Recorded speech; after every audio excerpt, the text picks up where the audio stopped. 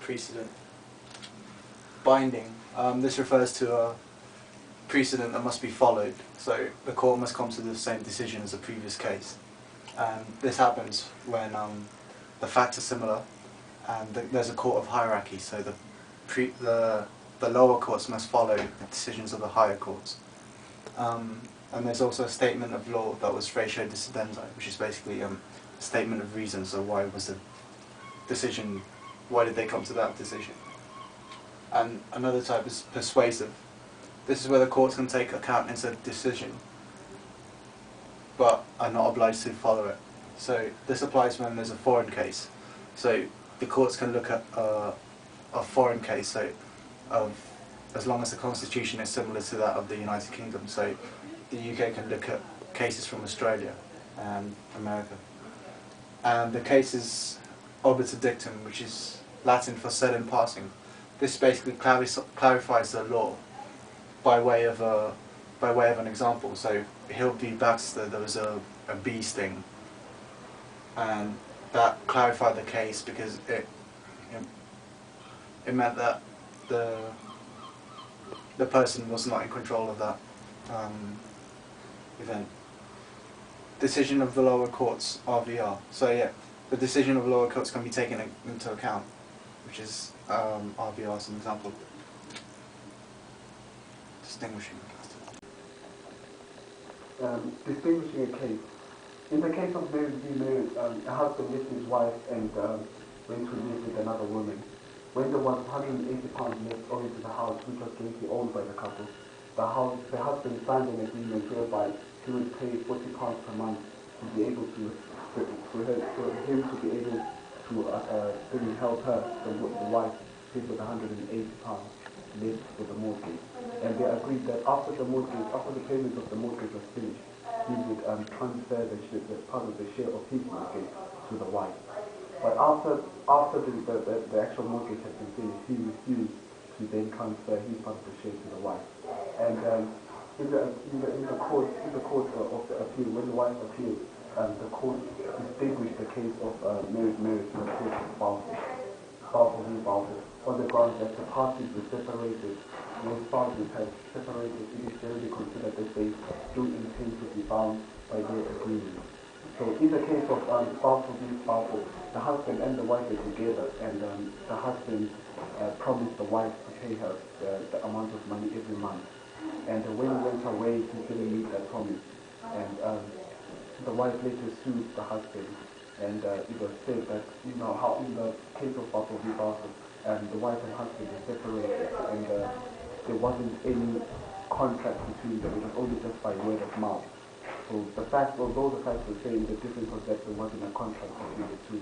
While in the case of marriage v. marriage, there was a contract. Okay. In the case of Fisher v. Bell, a guy had an ejector knife showed on display in a shop with the price next to it. And the police constable went by and he saw the knife, and he decided to go in because it looked suspicious. At the time, the ejector knives were prohibited, and the constable asked to examine the knife, and when he examined it, he found that it was the prohibited knife, so he decided to take the guy and prosecute him for having a prohibited article, for posting to sale a prohibited article. But when they got to court, it was found that without deciding whether the knife in question was a knife of the kind described in the statute, decided that the information must be dismissed on the ground that there had not been an offer to sale. So by putting the knife on the window with the price next to it, the guy had never it was an invitation to treat rather than an offer to sale. So the guy didn't go out to the people who wanted to buy the knife and offer it to them. It was an invitation to treat, because they could come in and buy the knife at the shop without the guy having to offer the knife to them.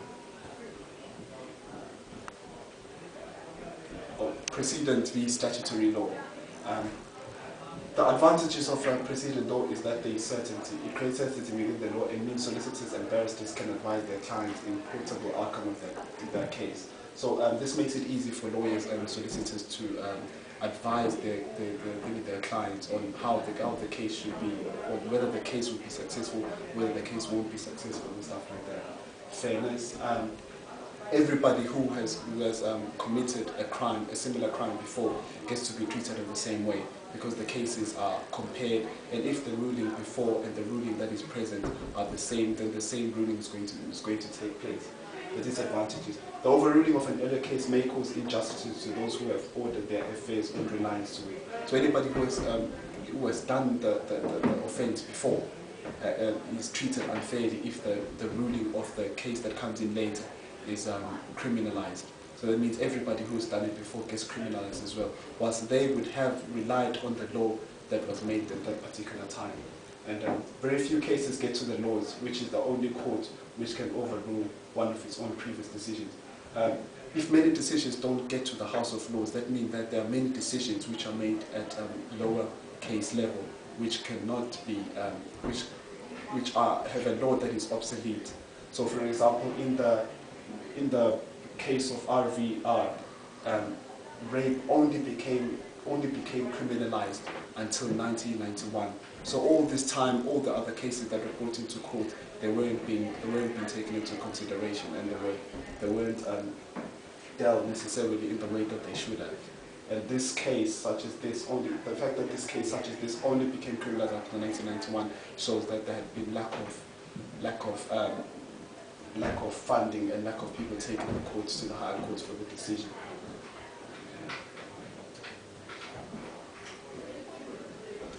The golden rule. This rule is to ignore an absurd outcome which Parliament could have not possibly intended. In the case of Alda v. George, under the Official Secrets of 1930, it was an offence to obstruct a member of the armed forces in the vicinity of a prohibited palace. The defendant was actually in the prohibited palace rather than in the vicinity of it at the time of the obstruction. The court applied the golden rule. It would be absurd for a person to be liable if they were near to a prohibited place and not if they were actually in it. This conviction was therefore upheld. Overruled cases. Dee set fire. Dee was drunk and then went to set fire on the former boss's hotel with intention to damage the hotel. While he was doing that, he did not know that there were 12 guests in the hotel that were sleeping in that room. And then Dee was charged of arson with intent to damage the hotel. And then the test that was taken into consideration in this case was the obviousness test. If a reasonable person would see whether whether a reasonable person would realize that there would be someone in the hotel or not. And then this comes to the obviousness. These are two boys aged 11 and 12. They went camping without any permission, and then they set fire to the bin. And while they set fire, they ran away and left the bin on its own. And then the fire spread to the nearby shops and caused £1 million worth of damage. And then the test that was proven here was the obviousness test. The obviousness test to see whether a reasonable 11 or 12-year-old would see whether that would be seen as dangerous or not. The mischief rule. The mischief rule allows to fill in gaps in the statute that have been made, whether if there's any gaps that need to be filled, whether maybe the law did not clarify or say the right words to fill in any gaps. In the case of Gardner versus Severlock, a man stowed films in a cave which were highly flammable, and then at that time it was illegal to stow flammable items in the premises. And then later on, when they went to case, they added on the mischief rule, which showed that the cave would be premises as well. And then they showed because it was clearly shown that when the Parliament made the rule, they intended to say that the cave would be a premises as well. Literal. Normally this is the first rule that the judges consider. It takes the meanings of the words literally. In R.V. Harris, for instance, Dee bit on bit off the victim's nose, and it was an offence under statute that to stab, cut or wound. The court held that the statute implied that a weapon had to be used, therefore the defendant was acquitted. So yeah, the words were taken literally. Purposive approach. The court tries to find a general reason this statute was made, and thus interprets this to obtain that result. In Jones v Tower Boots, for instance, Section 4 of the Race Relations Act makes it unlawful for an employee to discriminate against an employer. No, for an employer to discriminate against an employee. And in this case, the employee's co-workers were discriminating against him, and the D argued that in common law, deemed as conduct in the course of employment only if it was authorised by the employer or closely connected to that job they were hired to do. The court then looked at the purpose of the act and held that the company was liable, even though it had never authorised the discrimination and the abuse, and the abuse had nothing to do with the abuser's job. Hansard. Hansards are official reports on the debates in Parliament, and it can be used as an external aid in statutory interpretation.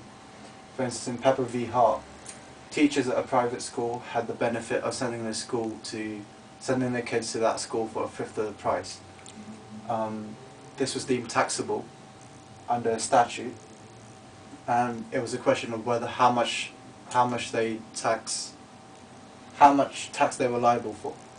In the House of Lords, they came to the conclusion that using the literal rule would be defeating the point of the statute. They had therefore sought to find the purpose of the legislation through Hansard. And that's it.